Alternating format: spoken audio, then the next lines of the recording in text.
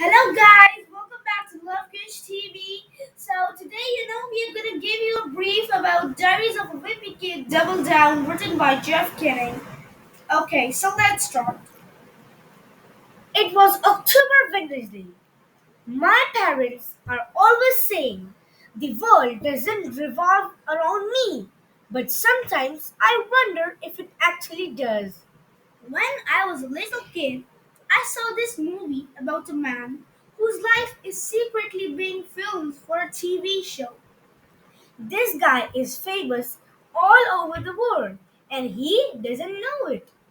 Well, ever since I saw that movie, I have kind of figured the same thing is probably happening to me. Hope you creeps are enjoying yourselves. At first, I was annoyed. My life was being broadcast without my permission.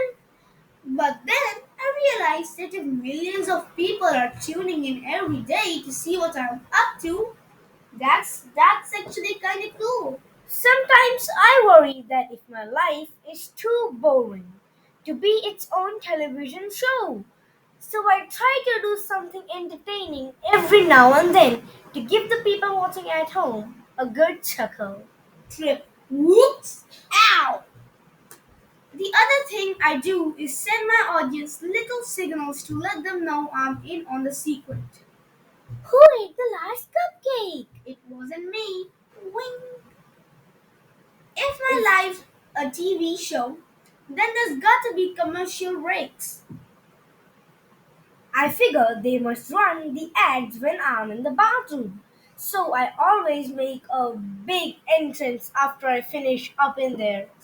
I'm back! But sometimes I wonder how much of my life is real and how much of it is rigged. Because half the things that happen to me are so ridiculous, I wonder if someone else is pulling the strings. If it's all fake, the least the people in charge can do is give me some juicy storylines to work with. How about Greg gets a girlfriend, or Greg gets a motorcycle, or Greg gets a girlfriend and a motorcycle? Every once in a while, I wonder if the people in my life are who they seem to be, or if they are they are really just actors. If they are actors, I hope the kid who's playing my friend Rowley gets an award because he's doing a great job pretending to be a doofus. And if my brother Roderick is actually just some guy getting paid to act like a jerk, then that makes me see him in a new whole light. Who knows? Maybe he's a nice guy in real life and one day we'll be good friends. But if my parents are actor, then that's just wrong. More bubbles, sweetie? Yeah, this is the scene when he was bathing when he was small and his mother came. Yeah, that's actually kind of wrong. I've made a lot of mothers and fathers cards over the last years. If this is all a sham, then I deserve to get paid for my time and efforts. And speaking of getting paid, I'll bet my real parents are set for life thanks to me. But I'm doing everything I can to make sure I can cash in later. On most TV shows, the main character has a catchphrase that they say at least once per episode. So, I, so I've come up with a catchphrase of my own, and I drop it into conversation every once in a while. Well, bite my biscuits. Later on, I'm gonna slap my catchphrase on every piece of merchandise I can think of and wait for the money to start rolling in. I'll get you this though. I'm not gonna end up as one of those washed up celebrities who sells pictures at autograph conventions just to make a cheap buck. Say it? Say it? I don't think so. The one thing I've learned about television is that sooner or later every show gets cancelled. But in the last season, they usually introduce a pet or a cute kid to bump up the ratings. So when my little brother Manny was born, I figured they were trying to replace me as the star of the show with a fresh new face. I know exactly what this is. The thing I couldn't figure out was how a newborn baby could be an actor. I thought maybe Manny was a puppet being controlled by an adult who was hidden from view. I never found any evidence that this was true, but they didn't stop me from checking every once. In a while, just to make sure. As Manny got older, it was pretty clear he was getting around on his own. So then I wondered if he was actually some kind of super high tech wind up toy or some kind of robot. Scoot, scoot. Then I thought maybe everybody around me was a robot and I was the only actual human being in the family. Robots need electricity for power, so that would explain why we have two or three outlets in every room of the house. It would also explain some of the things my parents say when I when they think I'm not listening. Maybe Maybe we we should should go go away away. for the weekend and recharge our battery. If robots use batteries, it explains why we have so many of them in the plastic bin in the laundry room. I'm not exactly sure where the batteries go, but I do have a few guesses. Shudder. I figured the only way to find out if my family members were robots was to see if I could get one of them to short circuit. But either dad's a waterproof model or he's just a regular human with no sense of humor. Whoosh. Oh! That incident got That me that incident got me grounded for a week. The people watching my show probably had a good laugh, but I'm sure the rating went to the toilet for a while after that. I guess there's a chance that I'm just an ordinary kid living a normal life and I'm not the star of some TV show, but But there there could still be someone out there watching. with all the planets in the universe, there's gotta be intelligent life out there. Some Some people, people say that if aliens were real, UFOs would be zipping around our skies all the time. But but I I figure figure aliens, aliens are smart and they are just keeping a low profile until the time is right to invade. they're probably spying on us at this every second, gathering information about the way we live our lives. My bet is that houseflies are actually little drones that the aliens use to beam images back to their ships. Because if you've ever seen a picture of a fly up close, it's pretty obvious their eyes are actually high tech cameras. Who left the window open? There are so many houseflies in here. Wave. The only The thing. only thing I don't understand is that aliens seem to be really fascinated with dog poop. But I guess they've got their reasons for that.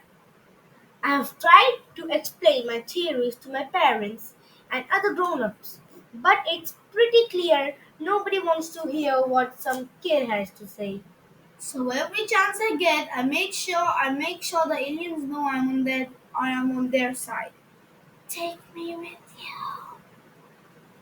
I hope I got it right about the flies, though. Because if the drones are actually mosquitoes, we can probably expect an alien invasion any second now. Smack! Whoosh. The thing is, I've always felt like someone's out there keeping tabs on my life.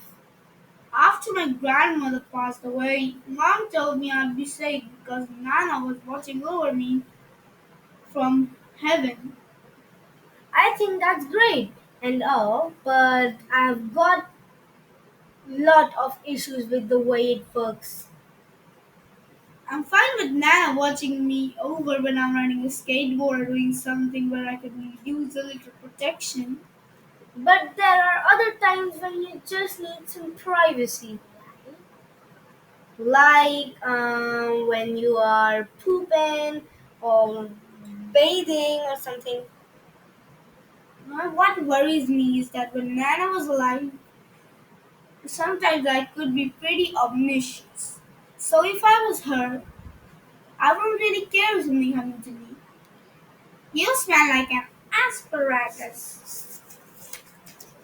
If Nana If Nana looks the other way when I'm crossing the street or something like that, I can't say I blame her. Here Here I I go, go, Nana. Nana.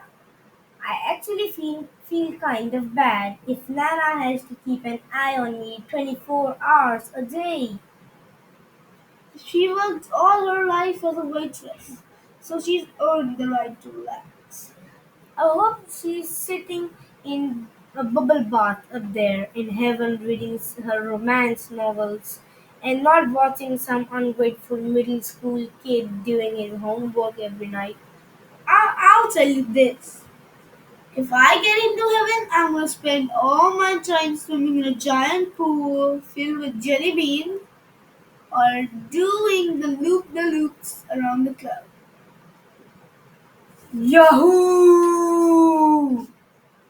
There's no chance I'm gonna get stuck watching over some great grandkid I hardly even knew. The only thing that will make it fun is that if I have the power to punish my descendants whenever they do something annoying. Cause Recently, Mom told me it's not just Nana who's watching over me. It's all my relatives who's passed away. I kind of wish she hadn't told me that. Because now when I copy from Alex Orge's paper during a spell test, I feel a lot more guilty about it. I want to know how many generations did this thing goes back. I'm fine with a few hundred years or so. But if it's my whole family tree all the way to the beginning, that's a totally different story. I mean, if I've got relatives from caveman times watching over me, those guys are probably gonna be pretty confused by what I'm doing on an average day. Bleep, walk, lap, gimme, game, game.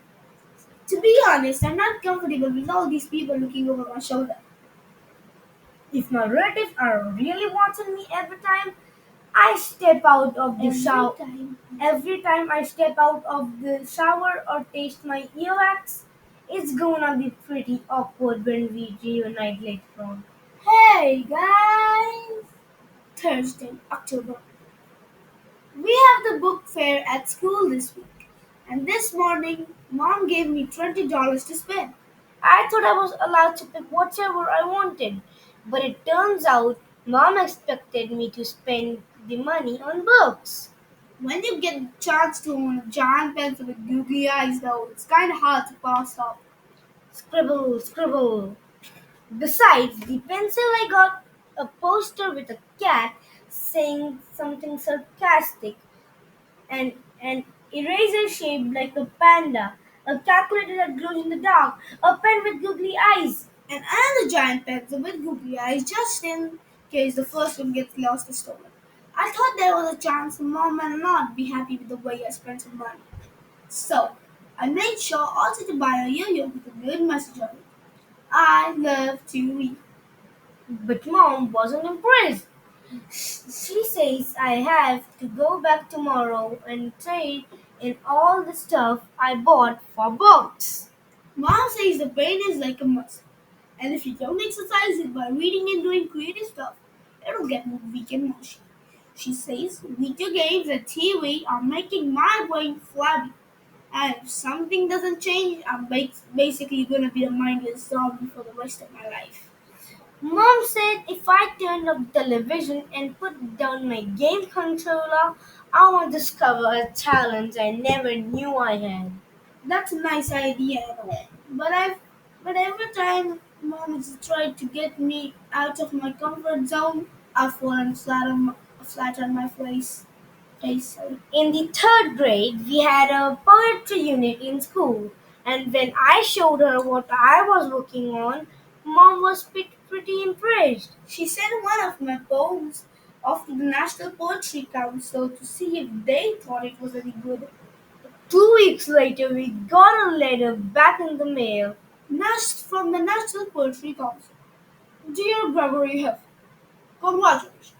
Your poem My Silly Summer has been chosen to appear in the prestigious poetry anthology, an annual collection of the nation's best work by the most promising poets. Mom was really excited about the news, and I admit I was too. I kind of even got into the idea of being a poet and even started to dress differently at school. But but it turns out the whole poetry anthology thing was a big joke. First of all, the book was about 1,000 pages long, and all the poems were in really tiny print. It took me half an hour to find my poem in there. And they And spelled my name wrong anyway. I read a few of the other poems and they were awful. Most of them seemed Like they were written by 5-year-olds. My Turtle Fred by Maya Pebbles. My My turtle turtle Fred, Fred, he he is is not not dead. dead. He He sleeps sleeps in in his his shell, shell, and and when when he he does does die, die, I I guess guess he he will will smell. smell. It is pretty obvious that anyone could have their poem included in this book, and the whole bunch of nation's best work thing was just a bunch of baloney. I guess the way the National Poetry Council makes money is by selling the book to all the suckers who got published in it. What I know for sure is that the Poetry Council made a lot of money from us. Mom bought 10 copies to hand out to relatives, and the books were $80 a pop. Plus, she wanted a few extra copies for me, in case I wanted to give them to my kids one day. The National Poetry Council kept sending us letters and calling, asking us to buy more books. And I think after a while, Mom finally realized it was all just a giant scam. My copies of the poetry anthology are in the laundry room, but at least they are being put to good use as my mom's height is short and she is using them as Oh, a staircase. to take out the laundry and all. Once Mom got into her head that I was special, she wouldn't let it go. She even tried to get me into the talented and gifted program at school. In my elementary school, all the really smart kids were in the talented and gifted program. But I guess the teacher didn't want the regular kids to feel bad about herself. So, when they called the gifted group out of the class for their meeting, they used the code names. Would Mr. Helpers please report to the cafeteria? Mr. Halper was our janitor, and for a long time I thought the kids in Mr. Halper's helpers were just volunteers who wanted to give him a hand emptying the trash and stuff like that. Then I finally realized that Mr. Helpers were all the bravest kids in our year. Mom thought I belonged in talented and gifted, so she tried to convince the school to let me in, but I had to take a test to prove I was smart enough. I don't remember everything on the test, but I do remember one of the questions. Fill in the blank. Johnny is best at maths. Johnny is best at swimming. Johnny is the best at reading. Johnny is. Yeah. Looking back, I guess I was supposed to write down something else Johnny was the best at. But I really didn't like this Johnny character, so I wrote something different. Johnny is, A show off. even though I totally flunked at the test, Mom was mad at the school because she thought I was smart enough to be excited and gifted. But believe me, those kids are on a whole different level. I'm actually kind of grateful I didn't make the cut because Because in middle school kids like Alex or Aruja have to stay inside during the recess to do teachers' tax returns. right. I guess mom felt pretty bad I didn't get into talented and gifted, but a few weeks later, she told me some good news. She She, called I got picked by the school to be in a special club called the Champs that had secret meetings twice a week. I was really excited about this champs thing and was nervous when I went to my first secret meeting. But it turns out the champs were just kids like me who had trouble pronouncing their R's. And we had to work with Mrs. Pressy on Tuesdays and Thursdays in the library to try to improve. What? I I don't don't know know. who came up with the Champs name, but let me tell you, we thought it was awesome. During recess, if the champs were coming through, who all the other kids got out of the way. The only kids that didn't like us were the language lizards. Lizards, who wish us the group that met on Mondays and Wednesdays to work on this essays. But I think the language lizards were just jealous of us Because because they had such a lousy name. me and the other champs were tight. And I really look forward to those Tuesday and Thursday meetings because they always ended up turning in a free for all. Fling! Piff! Swoosh! But mom got frustrated that I wasn't making any progress with my R's. So she hired a private tutor to work with me after school, And and after a few months, I could say my rules with no problem. Rat, rock, restroom, rainbow, rattle. unfortunately that meant I didn't need to be in the champs anymore for a few weeks. I actually faked that I couldn't say my R's so I could stay in the club. But one day, I let my guard down and slipped up. Hand me that red ruler, Randy. Ho, ho, ho. Wait, what? From the day on, I was an outcast. Even the language lizards didn't want anything to do with me. I guess every parent thinks their kid is special, even when they are not. But I think it's starting to get a little out of control. Manny played soccer this spring, and his team stunk. They never got a single goal, and the other teams scored 10 times a game. It didn't help their goalie Tucker Remy spent the whole time stuffing boss in his game. At the end of the season, they had a trophy ceremony. I thought only the kids on the winning team would get trophies, which is how it worked back when I played soccer.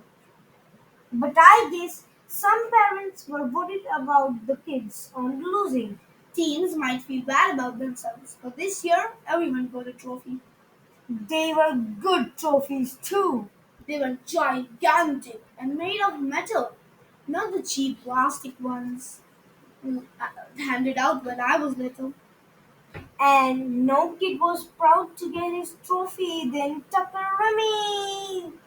I wonder if these kids will be messed up later on in life though. Because I know those soccer trophies are having an effect on me. Every so often I'll think about entering a contest at school, but when I see the size of the trophies, I lose interest. Sign up for the geography bee. I changed my mind. For- Okay, guys, so we'll tell you about it later. Friday, October is gonna be the next chapter we're gonna do. Bye, guys. Get more likes and more subscribes on World FKH TV channel. Bye bye.